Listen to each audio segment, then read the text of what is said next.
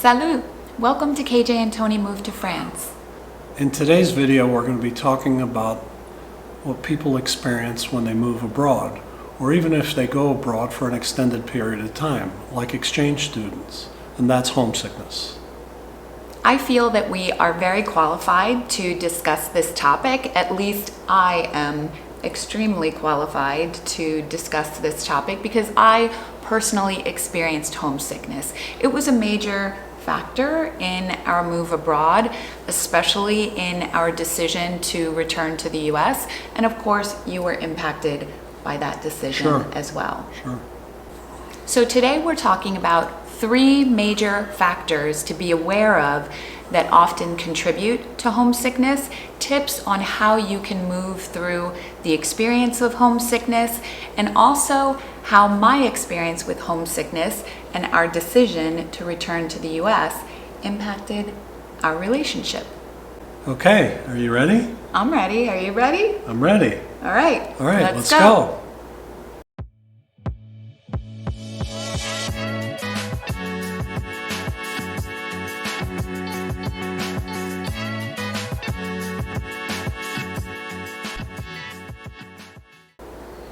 Let's start with the 3 major factors that are often triggers for homesickness. And they all, interestingly enough, start with the letter H. And they come from an article that was written by Melissa Giroux. And I've provided a link in the description so that you can go ahead and click on that and read the article in its entirety if you're interested.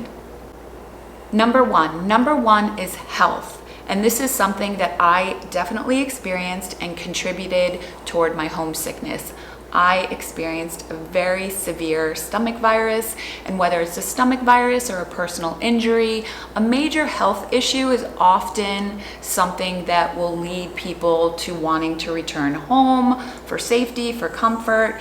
And so whether home is the United States or someplace else that you lived prior to moving abroad, health is often a major factor relative to homesickness.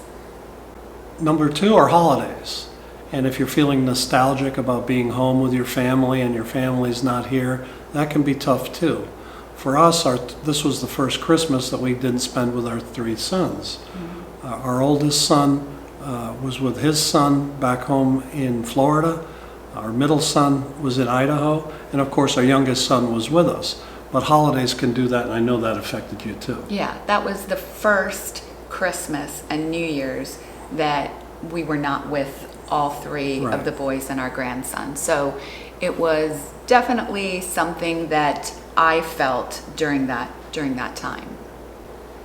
Number 3 is a catch-all of sorts. It's what Giroux refers to as hard moments. And hard moments can mean anything from struggling with the language barrier, like not being able to communicate and becoming frustrated with that, or it could be travel delays and other types of maybe transportation issues. For me, it was a combination of what I would refer to as like seasonal depression. It was the first time I had been through a harsh winter in a long time, and we were also isolated during that time and also having a very negative Airbnb experience at the time. So for me, it was basically like the trifecta of like all 3 of those factors coming together and creating a situation based upon the timing of when we needed to move out of our Airbnb and drive how many hours down to Nice?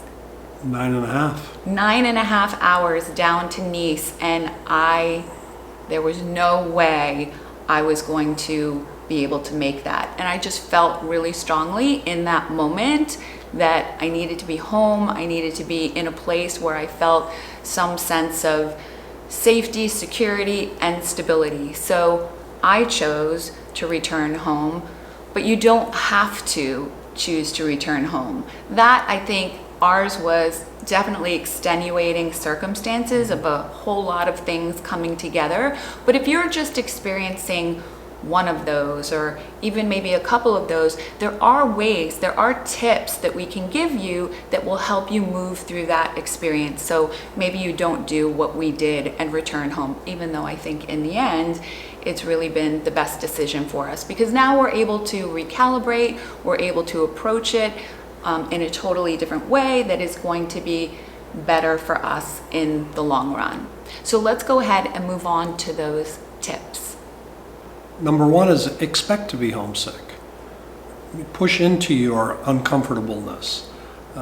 Put aside some time to get through it, because you are going to feel some of these things. You may be homesick. You may not feel well. You may have hard moments. These things are going to happen. Just work your way through them.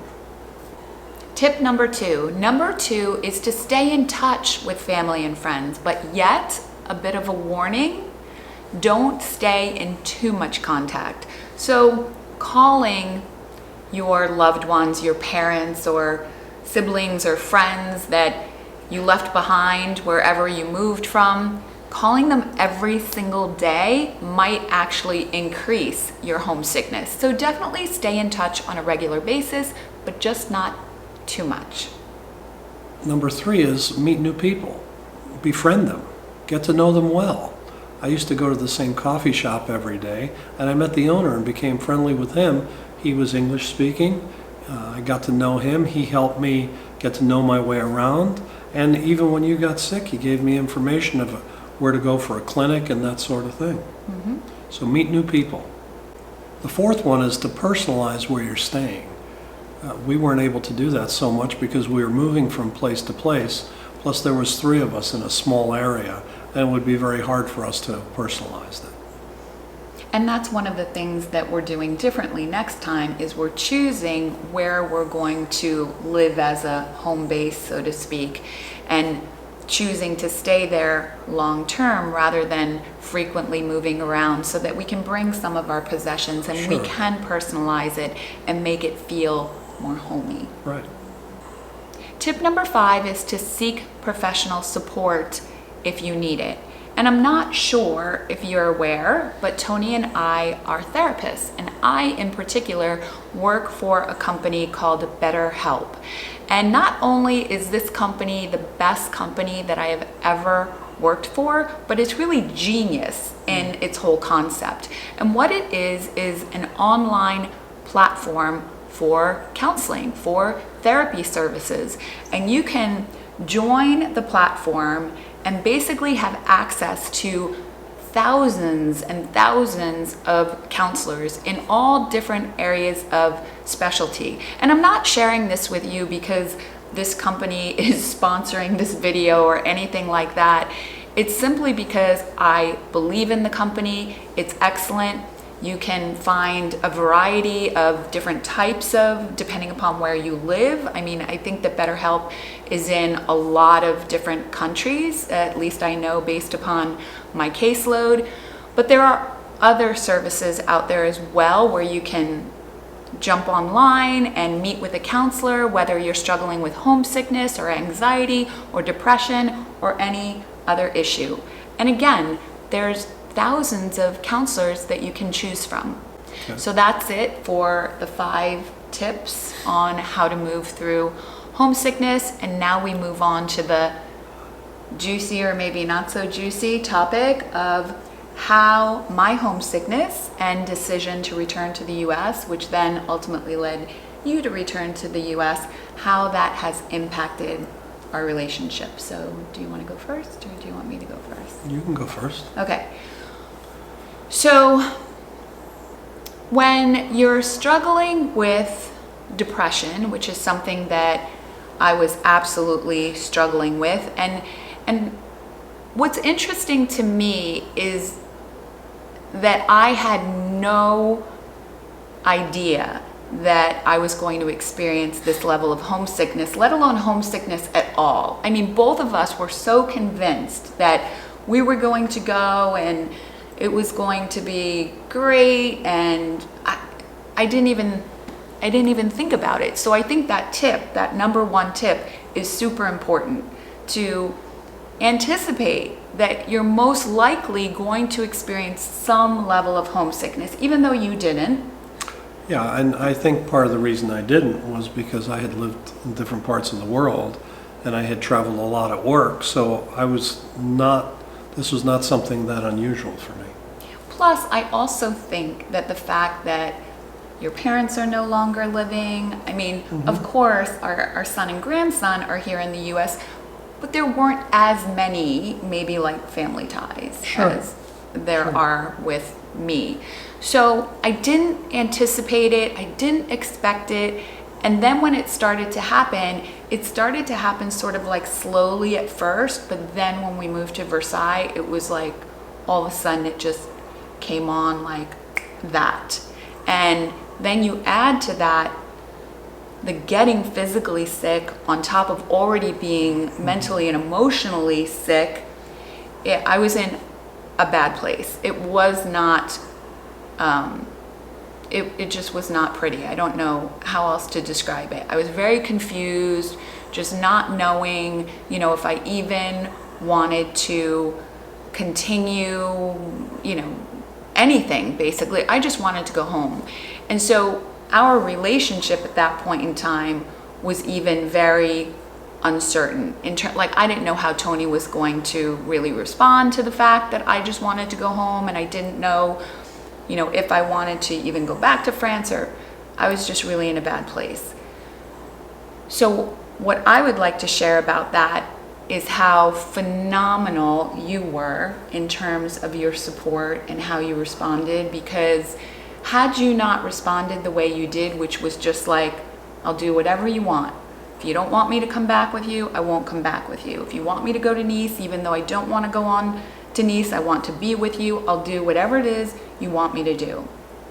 And you just were incredibly loving and encouraging and supportive, even when I was in a place that was just like, didn't want to have anything to do with you or anyone for that matter. I think I remember saying, I just want to go and live by myself in a little house somewhere and have no one bother me or be responsible for anything. Do you remember when I said that? I do. Yeah, I do. It was just like, I just need to be alone. I just need to be by myself. So thank you for that. That made all the difference in the world. Well, it became very apparent to me right at the beginning of that episode that if I tried to impose my will, I was only going to make it worse. And even though I disagreed with the premise, you going home and all that, and that I thought we could go to Nice together and everything would work out, you were not in a place that, you could be convinced otherwise. And so why would I make it worse and bang my head against the wall for nothing? So I chose to, do what I thought was best. And, I always fall back on my faith, and I did in a great way at that time. And several things that are faith related happened along the way that were telling me as it was happening that I was doing the right thing. So I'm glad I did what I did. And I know that I did the right thing too, because there have been times where I've questioned and I felt bad about the decision to come back home. But overall, I know deep within my heart that it was the best and the right decision for me, and that there's a reason why things happen the way that they do. So for me, the way that it's changed our relationship is it's made it a lot stronger, and I have a lot more just overall faith and trust. Not that I didn't to begin with, you know what I mean? But it's like one of those things. I feel like it was one of the greatest tests of our relationship, because we've had, like any relationship, we've been together now going on almost 14 years, because we'll be celebrating our 13-year wedding anniversary next week, the day that we leave for Nice, which is June 27th. That is our 13-year wedding anniversary. So we've been together about 14 years now. And in those 14 years, we've had struggles like all relationships do. All relationships have ups and downs. But this was by far, I think, like the worst in terms of like a potential threat to our relationship. And so I feel like just like anything else that we go through as humans, like the things that are really hard and really difficult make us stronger. And so I feel like it made us and our relationship that much stronger. So how do you feel about it? Well, I certainly didn't expect anything like this. In fact, coming off of Paris, I thought Paris was the best month of our marriage. Was. I thought also that Paris was the best month of my life. I loved Paris. I could, if you said to me you can leave for Paris right now, the jet's waiting, I'd be gone. So I loved that. From all the reading I got from you, I think you loved it too. But then when we got to Versailles, it was completely different. Even though we were a 20-minute train ride from Paris, we went into the dead of winter. Neither of us had experienced winter, a real winter, in a long time. So that was difficult. I remember walking through Versailles on a cold morning. Actually, the day that we went there to see where our apartment was, if you remember, was what to me is now a Floridian would call a brutally cold morning, which was probably high 20s, low 30s. And I was freezing, and of course I knew nothing about Versailles at the time. But when we got there and I started to get to know it and we started to do things and the three of us went into Paris twice a week, I didn't see this coming at all. So I didn't, it has created in me a higher level of awareness that this could happen again. And so from that perspective, I do think our relationship is stronger, in part because I now have some cues of that going in that direction. And so I think that's helpful. But in no way did I expect it. And I think me going on to Nice and immersing myself in Nice, I didn't go to Nice and just stay in my apartment and do nothing. I went to Nice and did the things we would have done together. And once we were communicating normally again, was sending you videos and sending you pictures and talking regularly and doing Zooms. And so gave you an idea of what Nice was like. It all kind of came back together at that point. But I do think that the strength of the relationship from this aspect comes from now me knowing some of the warning signs, some of the cues. Well, and it definitely has helped me too in terms of being someone who typically will put on the brave face, right? I won't necessarily share how I'm feeling and what I'm thinking until I'm at the breaking point. So I'll keep it all inside and I'll just be like the, happy smiling person and keep moving forward, and then all of a sudden it reaches this point where it's just like the dam breaks and I'm done. It all then starts to come out. So that has helped me in terms of recognizing, that's a part of, if you're familiar with codependency, it's been a struggle of mine for many years, and it's something that I'm continually healing from and getting better. And I think that is an aspect that has really taught me that I need to be more forthright in how I'm feeling and what I'm thinking. And you've been also much more in tune to drawing that out of me, definitely. And I think we've been that way more so with each other. Okay, what's really going on with you? What are you thinking? How are you feeling? Well, and being honest about that. And we're still in a period of healing.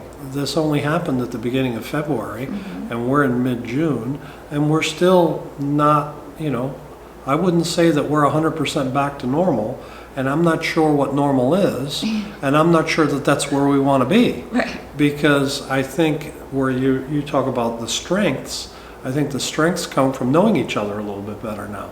And you say, well, 13 years, you should already know each other. Yeah, but we never moved to another country. We never moved to a country where we only spoke the language a little bit. We never moved to another country and the circumstances happened that were on top of each other, that were all different and weird and collided and all came together on one particular day. And we had been working nonstop up till that point. So Right. we were both engaged in our jobs and working and in this sort of pattern of living life. And then all of a sudden you completely change that pattern of living. And that, I think, in and of itself creates a lot of sort of like upheaval, Sure. you know. Sure, but I think, how is our relationship different? I think we know each other better. Mm-hmm. So, Yeah. And now I'm very excited that not only are we you're getting to go back to Nice, I'm getting to go to Nice for the first time, because that's a place in France that I've not been to. I mean, we've been to the south of France Sure. together, different locations, but never to Nice. And I'm excited for you to show me around to all the places that you discovered. I'm a little worried that I've oversold it. Although, if anybody who's been to Nice or lived in Nice or spent any significant time in Nice will say the same things I've said. So Yeah. it's not like I've made stuff up. It's a beautiful part of the world. If you ever have the opportunity to go there, you may never want to come home, Yeah. no matter where you're from. So we're headed there June 27th, and of course we'll be bringing you videos from Nice. And that is basically it for today's video. I would like to take a moment to welcome one of our new patrons to our Patreon membership site, and that is Roxy K. Welcome, Roxy. We're so glad to have you as a part of our Patreon family. I'd also like to give a very special shout out to another one of our patrons, and that's Sharon, and say congratulations again. Sharon just was welcomed with a new baby granddaughter. Wow. So congratulations to you and your family. And if you're interested in learning more about our Patreon page, then there's a link in the description. You can go ahead and check it out. You'll have access, depending upon different membership levels, to all sorts of behind the scenes footage and never before seen footage that we don't share on this YouTube channel. So definitely go and check it out. And if you like this video, don't forget to hit the subscribe button. And we thank you so much for watching until the very end. A biento. Au revoir.